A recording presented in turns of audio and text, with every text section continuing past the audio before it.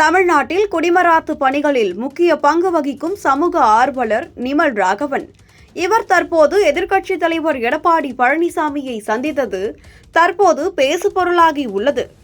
நிமல் ராகவன் நீர் மேலாண்மை மற்றும் சுற்றுச்சூழல் பாதுகாப்பு தொடர்பான பணிகளில் ஈடுபட்டு வருகிறார். குடிமராத்து திட்டத்தின் மூலம் தமிழ்நாட்டின் கிராமப்புறங்களில் உள்ள ஏரிகள், குளங்கள் மற்றும் நீர்நிலைகளை புனரமைப்பதற்கு மக்களை ஒருங்கிணைத்து அரசு மற்றும் தன்னார்வல அமைப்புகளுடன் இணைந்து பணியாற்றி வருகிறார். ஆனால் அவரது வெளிப்படையான கருத்துகளும் சில நலன்களுக்கு எதிரான செயல்பாடுகளும் அவருக்கு மிரட்டல்களை ஏற்படுத்தி உள்ளன. இதற்கு முன்பு அவர் முதலமைச்சர் மு.க.ஸ்டாலினை சந்தித்து இந்த மிரட்டல்கள் குறித்து புகார் அளித்திருந்தார்.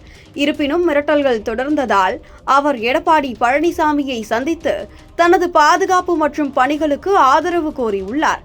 நிமல் ராகவனின் எடப்பாடி பழனிசாமி சந்திப்பு அவருக்கு வரும் மிரட்டல்களுக்கு எதிராக பாதுகாப்பு கோருவதற்கும் குடிமராத்து பணிகளுக்கு அரசியல் ஆதரவை பெறுவதற்கும் முக்கியத்துவமானதாக இருக்கலாம்.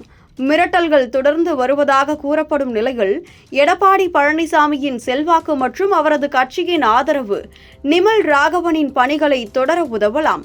மேலும் எடப்பாடியின் விவசாய பின்னணி மற்றும் குடிமராத்து திட்டத்தின் மீதான அவரது முன்னாள் ஆட்சியின் முக்கியத்துவம் இந்த சந்திப்பை மேலும் பொருத்தமானதாக்குகிறது.